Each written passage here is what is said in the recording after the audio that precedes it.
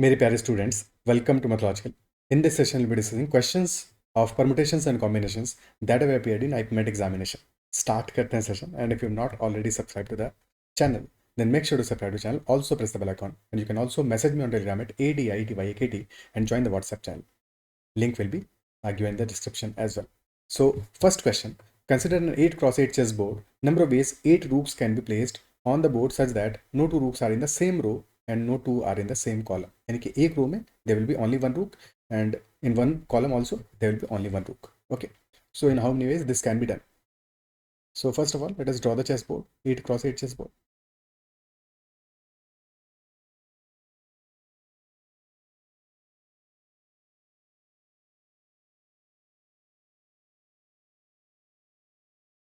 So the condition is that in every row and every column there will be exactly one rook.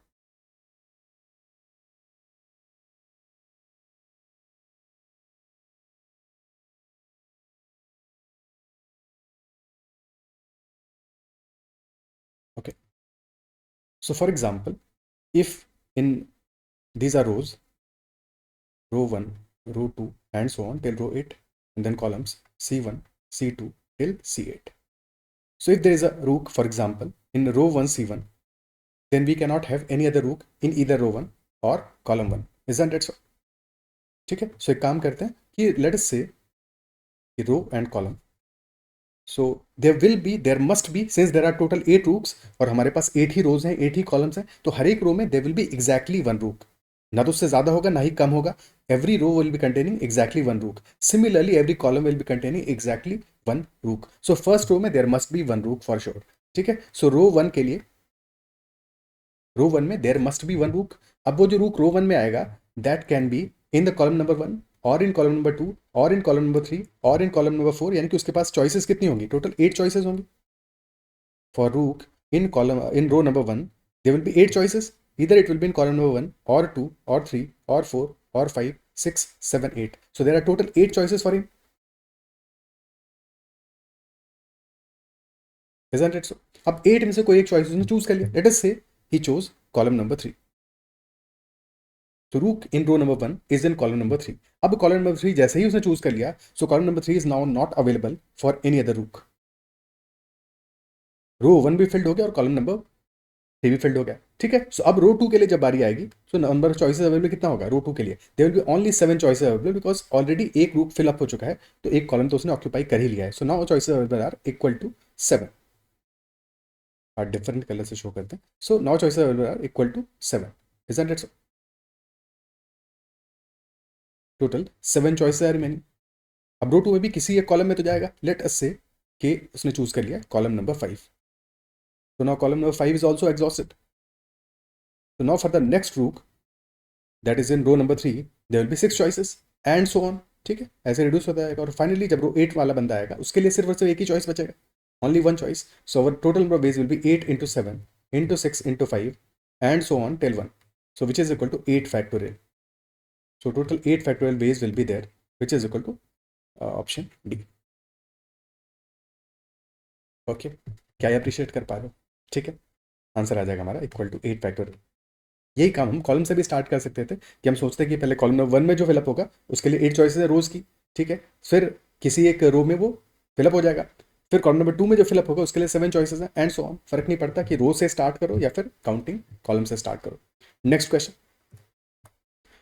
Next is a rabbit is sitting at the base of a staircase which has 10 steps. It proceeds to the top of the staircase by climbing either one step at a time or 2 steps at a time. The number of ways it can reach the top. Total steps are equal to 10.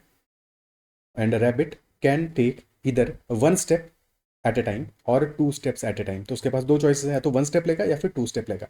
ठीक है, और total 10 steps उसको add up करने हैं. ठीक है, total 10 steps उसको चढ़ने हैं. तो कितने वेज हो सकते हैं?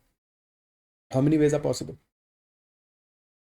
Okay, so 1 step or 2 step. Total steps should be equal to 10. So one case could be when he takes all steps as 1 step at a time, all 10 steps as 1 step at time.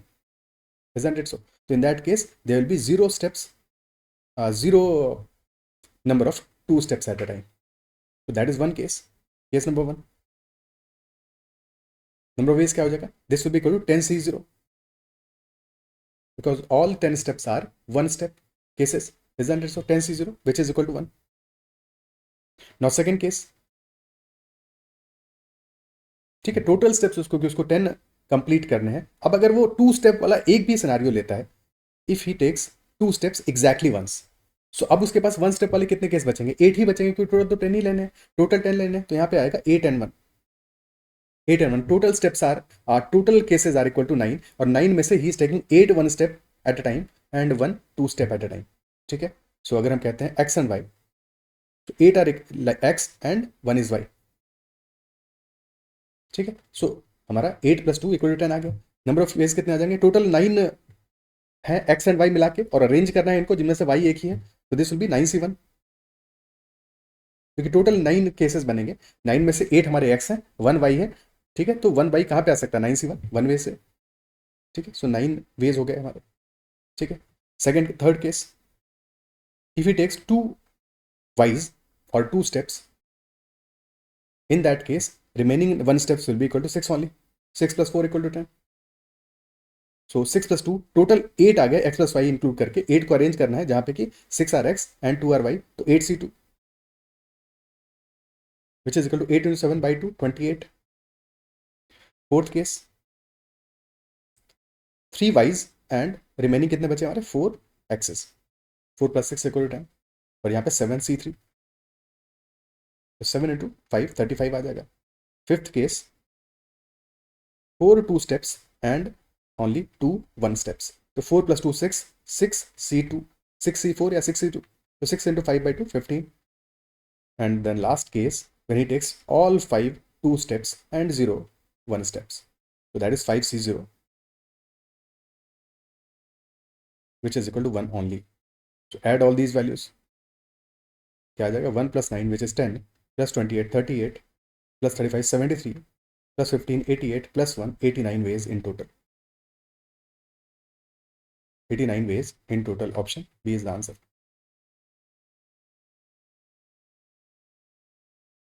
Okay, क्या है, clear है?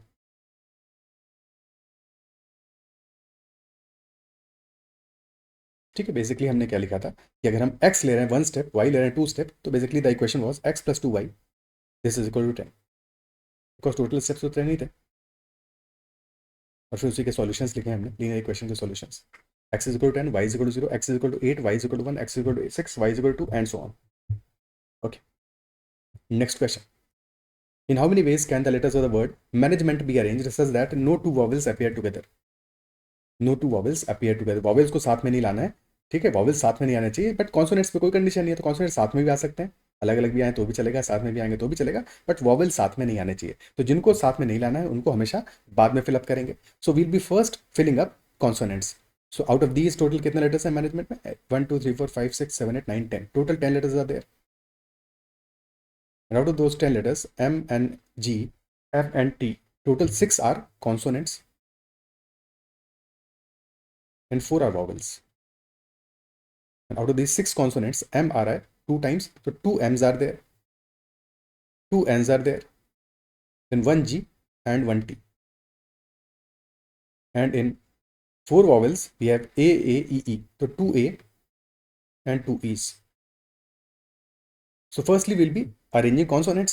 ठीक है, so 6 consonants को arrange करेंगे पहले. 6 consonants को arrange करेंगे. नंबर ऑफ वेज क्या हो जाएंगे for arranging 6 consonants, since out of these 6 2 are M's and 2 are N's, तो उनका आपस का अरेंजमेंट तो इक्वल ही होगा. So number of ways of arranging consonants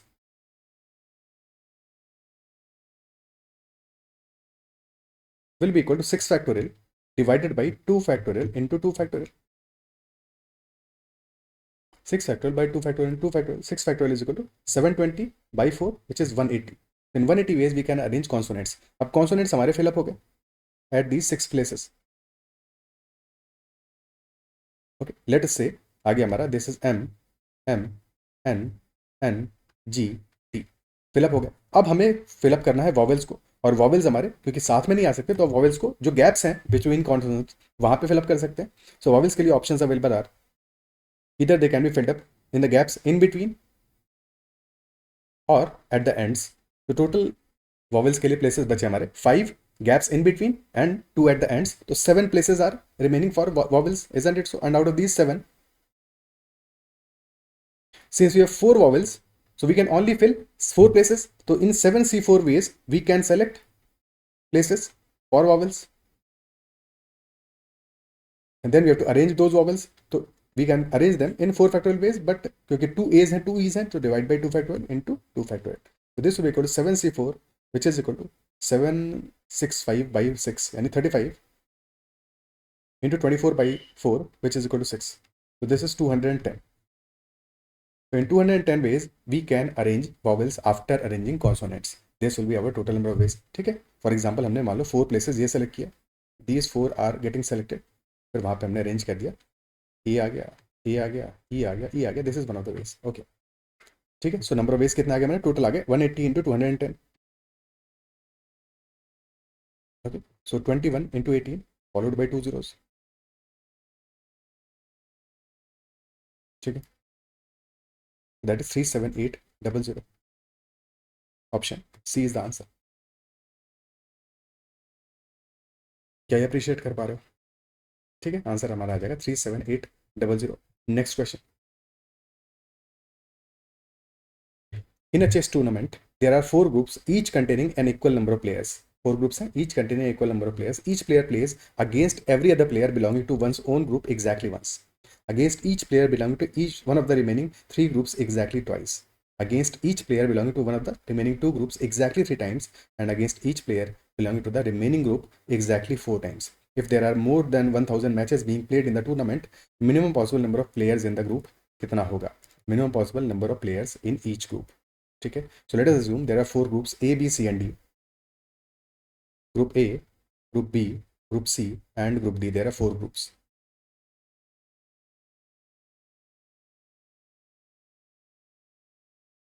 And every group has total n players. Then first case is that every player will be playing with every other player belonging to one's own group exactly once. तो अपने group में exactly एक game खेलना है हर एक player के साथ में. Isn't it so? तो जब भी कभी देखो गेम होगा, गेम हमेशा 2 पर्सन्स के बीच में होगा. There will be always 2 players in a game, in these games, है कि नहीं? तो नंबर ऑफ वेज कितने आ जाएंगे हमारे?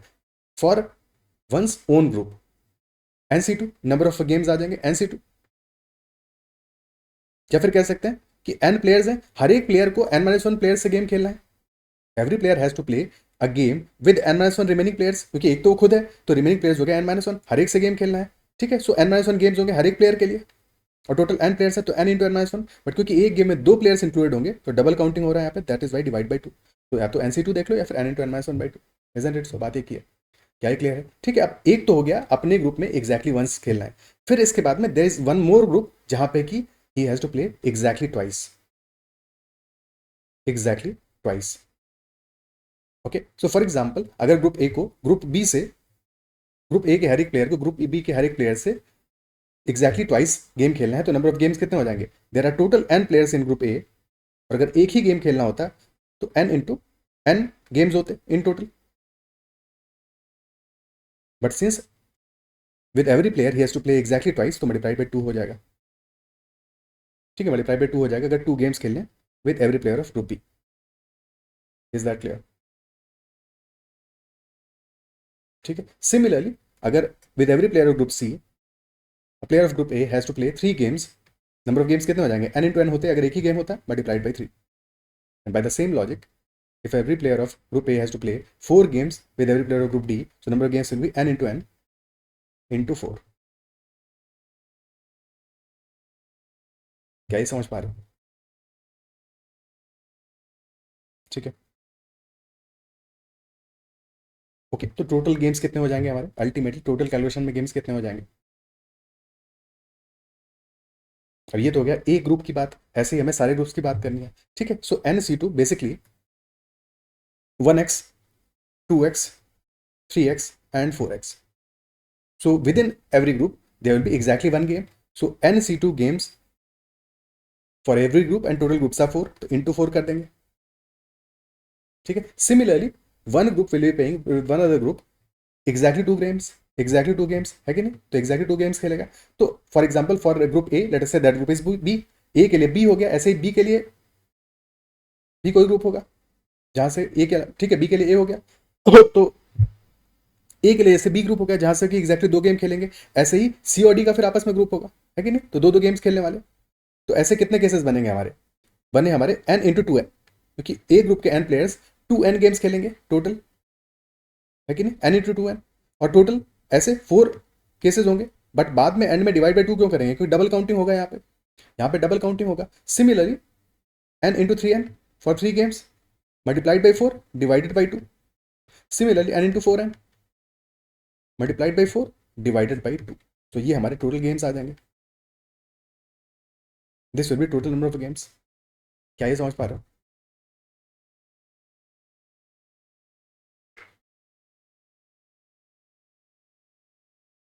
ठीक है, या तो इसको इस तरह से देख लो, या फिर ऐसे समझो there are 4 groups A B C D. Now let us say A and B are playing 2 games among themselves, ठीक है, तो हर एक player of group A will be playing 2 games with every player of group B. Similarly फिर C D बचेंगे तो इनका भी आपस में 2 गेम्स होंगे। अब फिर अगला कॉम्बिनेशन हो सकता है A and C, they are playing 3 games between them, every player of group A is playing 3 games with every player of group C. So for then B, D will be playing 3 games among themselves. Similarly, if A and D are playing 4 games, every player of group A is playing 4 games with every player of group D. In that case, B and C. Maybe यही same story होगी, 4 players, 4 games each player from group B to each player of group C. ठीक है, तो इस तरह से combine कर लो। तो फिर यहाँ पे देख लोगे कि 4 into n C two plus n into two n for 1 combo, और there are 2 combinations A B and C D, तो इंटू 2 प्लस सिमिलरली 3 गेम्स के लिए n इंटू 3n मल्टीप्लाइड बाई 2 प्लस n इंटू 4n मल्टीप्लाइड बाई 2। ठीक है, तो या तो ऐसे समझ लो या फिर ऐसे समझ लो, बात एक किया। ठीक है, इसको सॉल्व कर लेते हैं, सिंप्लीफाई कर लेते हैं। पूरा टोटल हमारा कितना आ रहा है, this is equal to 4 into n C two n into n minus 1 times 2, तो 2 into n into n minus 1 plus 4 n square plus 6 n square plus 8 n square, and this total is greater than 1000। This is greater than 1000। 2n clearly हमारा common आ रहा है, तो 2n को common ले लेंगे, 2n common आते ही बच जाएगा हमारा, ये तो आ रहा है 6 plus 4 plus 8 14 4 18 n square, so 9n plus n minus 1, so this is equal to 2n into 10n minus 1, this is greater than 1000। 2n into 10n minus 1, this is greater than 1000, so n into 10n minus 1 is greater than 500। okay, so what should be minimum value of n? n की values put करके देखो कि क्या हमारा smallest value possible हो सकता है। ठीक है, अगर n इज इक्वल टू, हम बहुत छोटा वैल्यू लेते हैं, लेट से हमने लिखा n इज इक्वल टू 2, तो n इज इक्वल टू 2 पे वैल्यू क्या आएगा, this will B 2 into 19 which is definitely less than 500। ठीक है, n इज इक्वल टू 5 ले लो, तो 5 into 49, this is still less than, in fact ये तो 250 से भी छोटा आ रहा है। ठीक है, n इज इक्वल 7 ले लिया, 7 इंटू 69, तो this is also less than 490, यानी कि 8 पे सेटिस्फाई कर जाना चाहिए, 8 into 79 which is greater than 500। So yes, 8 is the smallest value for which number of players in the group, for which number of games will be greater than 1000। So n minimum is equal to 8। There should be at least 8 players in each group for the given conditions to be satisfied। क्या है, clear है? ठीक है,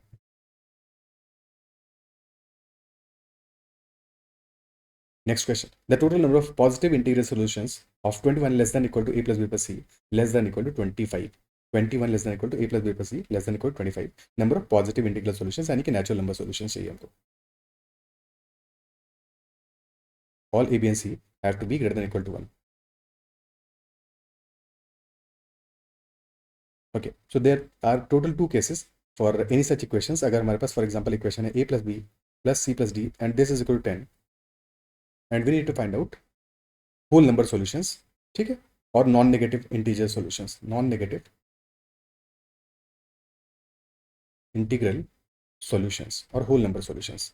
तो उस case में हमें क्या चाहिए, अगर नॉन नेगेटिव इंटीग्रल्स है यानी कि this should be greater than equal to 0, तो it can 0 is also acceptable.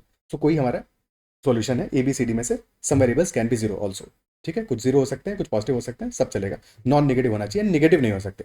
ठीक है। सो नंबर ऑफ सॉल्यूशंस इस केस में कितना आएंगे, जबकि हमें नॉन नेगेटिव इंटीग्रल सॉल्यूशन चाहिए। तो यहाँ पे क्या करोगे, देखो टोटल अगर हमने कहा है सॉल्यूशन हमें सम चाहिए 10, ठीक है। सो 10 टाइम्स 1 लिखा हमने, 1 2 3 4 5 6 7 8 9 एंड 10, टोटल 10 टाइम्स हमने 1 लिखा। अब हमें अल्टीमेटली चाहिए क्या यहाँ से, हमें ये चाहिए कि total a plus B plus C plus D has to be equal to 10, ठीक है। सो क्योंकि 10 टोटल हमारे वंस हैं, इनको हमें टोटल 4 पार्ट्स में ब्रेक करना है, और 4 पार्ट्स में ब्रेक करने के लिए वी विल नीड 3 ब्रेकर्स, हमें यहाँ पे 3 ब्रेकर्स चाहिए होंगे। सो अगर हमने फर्स्ट ब्रेकर लेटर से यहाँ पे लगाया, then second breaker and then third breaker, so हमारे ए बी सी डी क्या आ गया, ए इज इक्वल टू 1, ठीक है, this is A, this is B, this is C and this is D. So A is equal to 1, B is equal to 3, C is equal to 4 and D is equal to 2। Okay, और breaker हमारे कहाँ कहाँ पे आ सकते हैं, breaker कहीं पे भी आ सकता है, ठीक है। दो ब्रेकर साथ में भी आ सकते हैं, because ultimately we need greater than equal to zero, ठीक है। सो अगर कोई एक वैल्यू हमारा जीरो भी हो जाता है तो भी कोई प्रॉब्लम नहीं है, ठीक है। अगर हम स्टार्ट करें, लेट से हम कह दें कि पहले हमारा ब्रेकर इंस्टेड ऑफ यहाँ पे ब्रेकर आने के, फर्स्ट ब्रेकर आ गया एट द वेरी स्टार्ट, तो A will be equal to zero, B will be equal to 4, ये भी चलेगा, this is also allowed. So breakers can be at any places, isn't it so. तो हमारे पास total 10 ones हैं and 3 breakers हैं, और इनको अरेंज करना है, किसी भी तरह से अरेंज हो सकते हैं। तो नंबर ऑफ वेज आ जाएंगे हमारे, total 10 plus 3 factorial divide by 10 factorial into 3 factorial, because all ones are equal, all breakers are also equal. So this will be 13 factorial या और 13 C3, 13 C3, ठीक है। इन जनरल जब भी हमें फॉर्मुलेट करना होगा, जब भी हमें सॉल्व करना होगा, सो वील बी सेइंग कि अगर हमारा सॉल्यूशन है कि A1 plus A2 plus A3 and so on, ठीक है, till A R that is equal to n, this is our equation and we need all values to be, all AIs to be greater than equal to zero, यानी कि non negative integral solutions. तो हमारा solution will be equal to n plus r minus 1 C R minus 1, because there will be total n once होंगे, और total अगर हमें r parts में distribute करना है तो r माइनस 1 कट्स चाहिए, r माइनस 1 ब्रेकर्स चाहिए, तो n plus r minus 1 C R minus 1, क्योंकि n वंस और r माइनस 1 ब्रेकर्स को अरेंज करना है। तो n plus r minus 1 C R minus 1 will be our number of solutions for non negative integral solutions, ठीक है। अगर इसके बजाय इंस्टेड हुआ हमारा कि हमें क्वेश्चन कह रहा है कि हमें चाहिए पॉजिटिव इंटीग्रल सॉल्यूशन, जो कि इस केस में है, तब सॉल्यूशन कितने होंगे पॉजिटिव इंटीग्रल सॉल्यूशंस के लिए। तो इन दैट केस अगर a plus B plus C plus D this is equal to 10 and we need positive integral solutions. तो अब हमारी सारी की सारी वैल्यूज जो है all have to be greater than equal to 1। Okay, so इस बार भी अगर हम 10 वंस लिखते हैं, तो दिस टाइम कोई भी ब्रेकर हमारा एंड पॉइंट्स पे नहीं आ सकता, दो ब्रेकर साथ में भी नहीं आ सकते, क्योंकि अगर दो ब्रेकर्स हमारे साथ में आ गए, for example this is the case, so then A B C and D, so A is equal to but B is equal to zero हो गया, जो कि नहीं चाहिए हमको। All values have to be positive integers, तो दो breakers हमारे साथ में नहीं आ सकते, इजंट इट सो। तो ब्रेकर्स हमारे, और स्टार्ट में भी आ जाएगा कोई ब्रेकर तो भी वैल्यू जीरो हो जाएगा वो, इजंट इट सो। एंड पे भी नहीं आ सकता, तो ब्रेकर्स हमारे अब बीच के गैप्स में ही आ सकते हैं। So there are total, since 10 ones are there, so there are total 10 minus 1 9 gaps, और इन 9 gaps में से हमें फिल अप करने हैं 3 9 gaps and we have to fill these with 3 breakers। तो ब्रेकर्स कैसे अरेंज किया जा सकते हैं, 9C3 वेज में we can arrange those breakers, ठीक है। So for example this is one breaker, this is second breaker, this is third breaker, तो हमारा ABCD क्या हो गया, A is equal to 2, B is equal to 3, C is equal to 3 and D is equal to 2। तो 9C3 ways हो जाएंगे to solve such a equation. Okay, or to summarize it again कि A1 plus A2 till AR and that is equal to n, but this time we need all AIs to be greater than equal to 1, so number of solutions will be equal to n minus 1 CR minus 1, because there are total n minus 1 gaps, n ones होंगे तो n minus 1 gaps और r minus 1 breakers, तो n minus 1 CR minus 1 will be our answer। okay,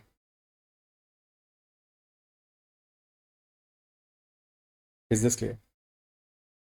ठीक है, अब इसी बात को देखने का देखो एक और अप्रोच हो सकता है कि हम ऐसे सोच लें इस बात को कि क्योंकि this time we need every value to be greater equal to 1। अब कभी क्वेश्चन तुम्हें घुमा भी सकता है कि वो कहे नहीं, तीन वैल्यूज तुम्हें ग्रेटर इक्वल टू 1 चाहिए बट एक वैल्यू ग्रेटर इक्वल टू 2 चाहिए, तब क्या करोगे। तो ऐसे केसेस में हम ऐसे भी सोच सकते हैं कि since A has to be greater equal to 1, so we can write A as equal to capital A plus 1। Similarly B can be written as capital B plus 1, C can be written as capital C plus 1 and D can be written as capital D plus 1। ठीक है, अब इस equation में replace कर दो, replace करते this equation will be become capital A plus 1 plus capital B plus 1 plus capital C plus 1 plus capital D plus 1, and that is equal to A plus B plus C plus D plus 4, and this is equal to 10. And this equation now becomes A plus B plus C plus D is equal to 6. और ये जो नई equation आया है क्योंकि हमारा capital A small A has to be greater equal to 1, तो capital A plus 1 has to be greater equal to 1, तो यहाँ से हमें रिजल्ट मिल गया capital A has to be greater equal to 0, यानी कि capital A, capital B, capital C, capital D, all these values have to be greater equal to 0, यानी कि हम पिछले वाले केस पे ही चले गए, अपने प्रीवियस केस पे ही, यानी नॉन नेगेटिव इंटीग्रल सॉल्यूशन चाहिए हमको। तो नंबर बेस कितने आ जाएंगे हमारे 6 प्लस 4 माइनस 1 सी 4 माइनस 1, और that is equal to 9 C3। तो this is also one way to think, isn't it so? अब अपना क्वेश्चन जो गिवन है उसको सॉल्व करते हैं। तो given question is that we have to find out positive integral solutions for 21 less than equal to A plus B plus C less than equal to 25. Okay, so A plus B plus C has to be between 21 and 25. So it can be equal to 21, or it can be equal to 22, or 23, or 24, or 25. हमें चाहिए positive integral solutions, यानी कि n minus 1 C R minus 1। So 23 parts में break करना है, यानी कि 2 breakers चाहिए होंगे, ठीक है। सो this will B 20 C2, for 22 this will be 21 C2, for 23 22 C2, for 24 23 C2, and for 25 24 C2।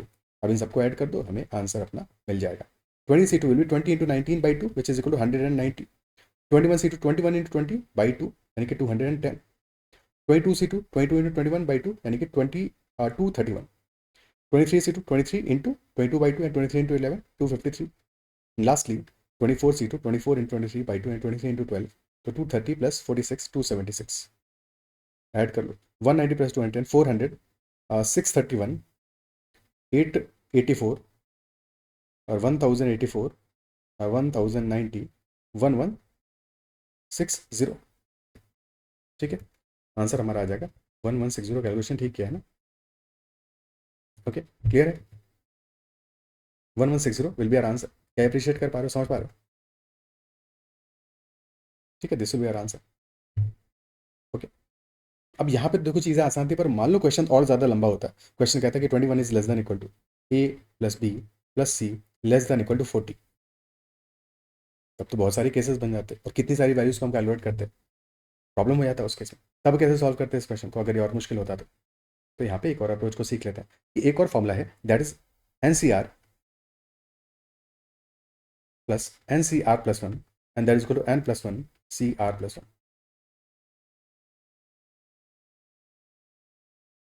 Okay, NCR plus NCR plus 1 that is equal to N plus 1 CR plus 1। अब उसको कैसे यूज़ कर सकते हैं इस केस में? तो यहाँ पे थोड़ा जुगाड़ कर सकते हैं हम। कैसे कर सकते हैं? 20C2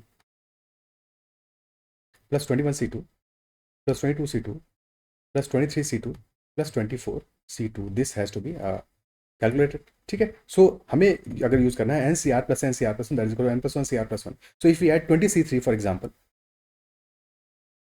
सम तो देखो हमें इतना ही चाहिए, ठीक है। सो 20C3 को अगर हम ऐड कर रहे हैं, सो सब्ट्रैक्ट भी करेंगे एंड पे, तो माइनस 20C3।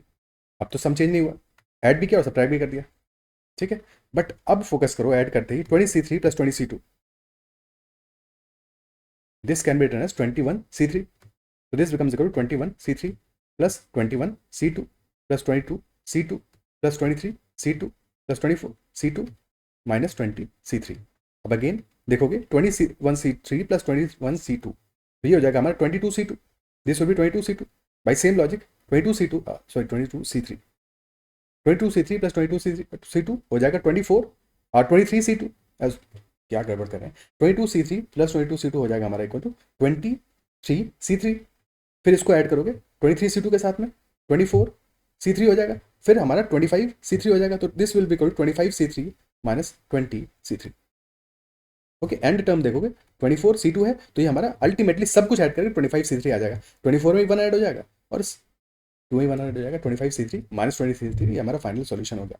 अब कैलकुलेट कर लोगे 25 into 24 into 23 by 3 into 2 minus 20 into 19 into 18 by 3 into 2, तो 6 से बचा 4, यहाँ पे 6 से बचा 3, सो ये वैल्यू आ गया 100, 2300 minus 60 into 19 1140, that is equal to 1160, that will be the answer. Okay, is this clear? Next question करते हैं. Number of solutions of the equation x1 plus x2 plus x3 plus 4 is equal to 50, where x1, x2, x3 and x4 are integers, जहाँ पे कि x1 is greater than equal to 1, x2 is greater than equal to 2, x3 is greater than equal to 0 and x4 is greater than equal to 0. तो ये हमारा solution क्या होगा? x1 plus x2 plus x3 plus x4 and that is equal to 50, and where x1 has to be greater than equal to 1, x2 has to be greater than equal to 2, x3 greater than equal to 0 and x4 greater than equal to 0. तो सबको greater than equal to 0 में convert कर लेते हैं और फिर calculate कर लेंगे. ठीक है, तो x1 को एज्यूम कर सकते हैं, since this has to be greater equal to 1, तो मान लेते हैं इसको this is equal to a plus 1. x1 is equal to a plus 1 and if a plus 1 is greater equal to 1, यानी कि a will be equal to greater than equal to 0. Similarly x2 को assume कर सकते हैं x2 equal to b plus 2 and this has to be greater equal to 2, so b will be greater equal to 0. Replace कर दो, तो x1 is equal to a plus 1, x2 is equal to b plus 2, तो a plus 1 plus b plus 2 plus x3 plus x4 is equal to 50. So now the equation becomes a plus b plus x3 plus x4 is equal to 50 minus 3, 47. Now all a, b, x3 and x4 all have to be greater than equal to 0.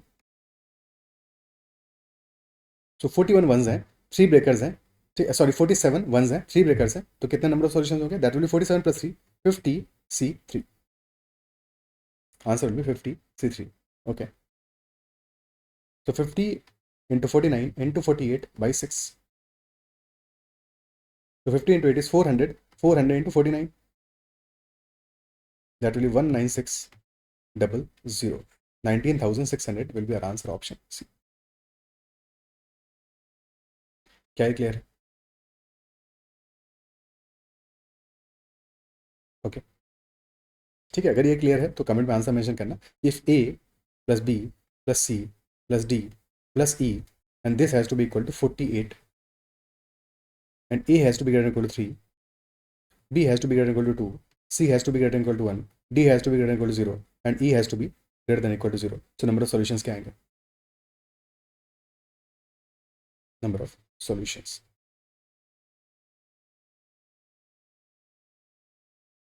Okay. Next question. Let n be the number of ways in which 20 identical balloons can be distributed among 5 girls and 3 boys such that everyone gets at least 1 balloon and no girl gets fewer balloons than a boy does. Then number of ways कितने होंगे? n का value हमारा किस range में लाई करेगा? थोड़ा सा इस क्वेश्चन की लैंग्वेज में इशू है, तो लैंग्वेज को अच्छे से समझते हैं, सॉल्व करते हैं इसको. ठीक है, n be the number of ways in which 20 identical balloons can be distributed among 5 girls and 3 boys. तो 5 girls and 3 boys हैं, इनमें 20 balloons को हम डिस्ट्रीब्यूट कर रहे हैं. Everyone will be getting at least 1 balloon. So everyone will be getting greater than equal to 1 balloons and no girl gets fewer balloons than a boy does. ठीक है, सो एक बॉय को जितने बैलून्स मिल गए उससे कम किसी भी गर्ल को बैलून नहीं मिलेंगे. ठीक है, सो ऐसा समझो, लेट अस से देयर आर, क्योंकि बॉयज कितने हैं? 3 हैं, b1 b2 b3. तो मान लो तीनों बॉयज को 1 बैलून मिल गया, तो इन दैट केस किसी भी गर्ल को, every girl will be getting balloons greater than equal to 1.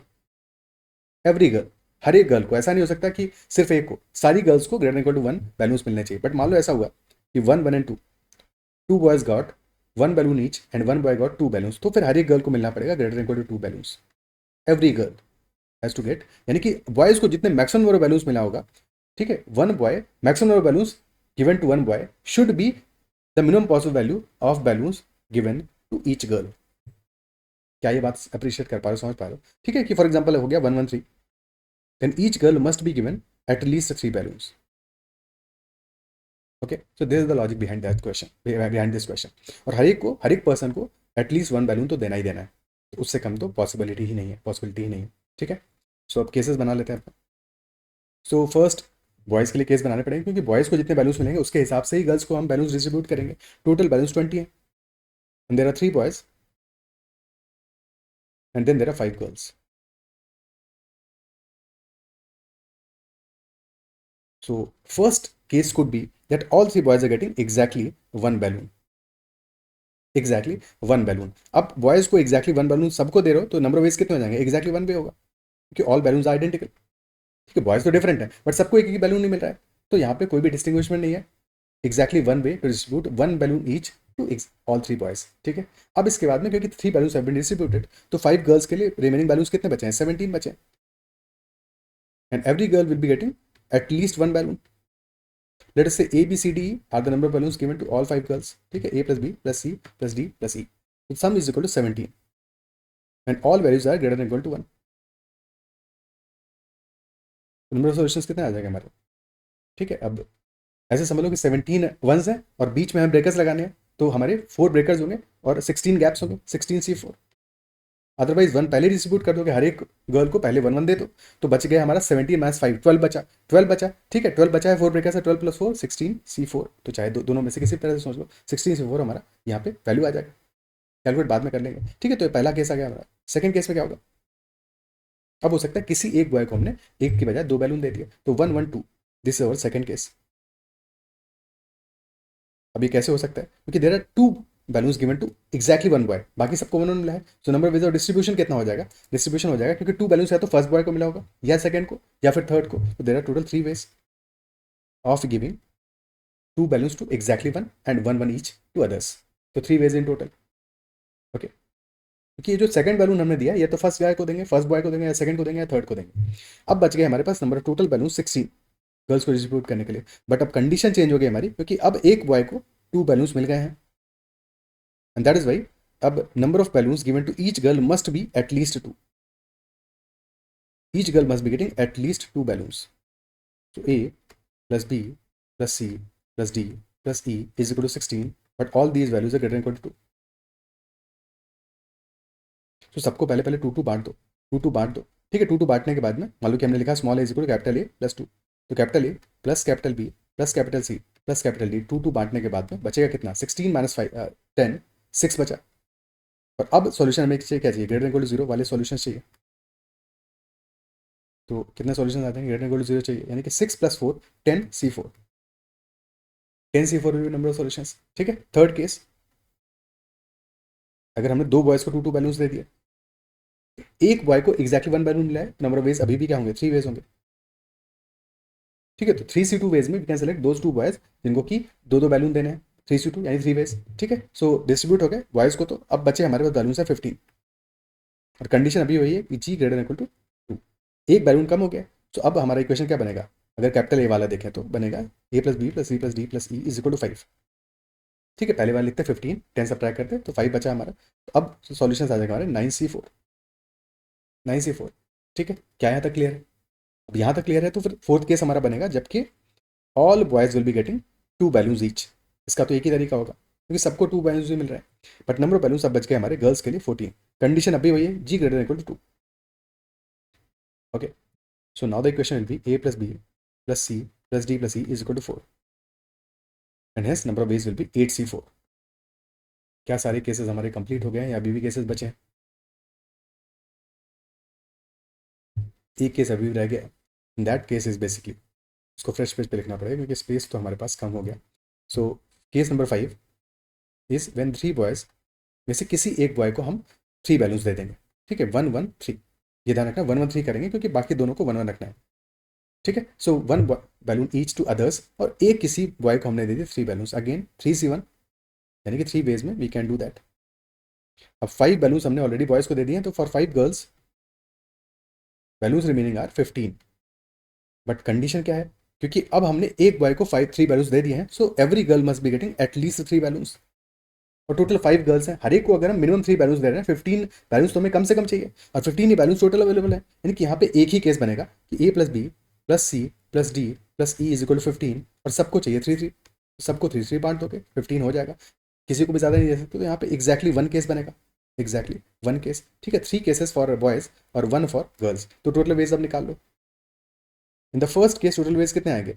1 for boys and 16C4 for girls. 16C4 calculate कर लो, 16 into 15 into 14 into 13 by 24। So 5 into 10 into 14 into 13, 1820. 1820 for girls, 1 for boys, तो 1820 into 1 will be total ways. Okay. Second case में 10C4, तो 10 into 9 into 8 into 7 by 4 factorial, which is 24. So 10 into 3 into 7, 210, और boys के लिए 3 है, 210 into 3. So this was 1820. This was 630. Third case, boys के लिए 3 और girls के लिए 9C4. 9876 by 24. So बच गया 9 into 7 into 2 126 into 3 which is 378. Fourth case, one way for boys, 8C4 for girls. So 8765 by 24. So this is 70. 70 आ गया, 70 into 1. So that is equal to 70. And now last case में हमारा 3 ways for boys and 1 for girls. 3 into 1. 3 into 1. 3 ways आ गया. Total कितना आया हमारा? Total आया 1820 for first case, 630 for the second case, 378 for the third case, 70 and 3. और definitely exam में ये क्वेश्चन करने वाला नहीं था, एग्जाम में क्वेश्चन अच्छा खासा टाइम भी लेगा और गलती होने का भी स्कोप है, तो एग्जाम में तो अवॉइड करना चाहिए था ये क्वेश्चन, बट लॉजिक समझ में आना चाहिए, सो दैट अगर कोई शॉर्टर क्वेश्चन आता है, ईजियर क्वेश्चन आता है जो कि इस कॉन्सेप्ट पे बेस्ड हो, तो उसको डेफिनेटली तुम कर पाओ. ठीक है, सो 1820 प्लस 630 आ गया हमारा 2450 27 2828 और फिर 73, तो 2831 2901. टोटल वेज हमारे आ गए 2901. This will be the answer. So hence answer हमारा हो जाएगा option D, that n should be less than 7000.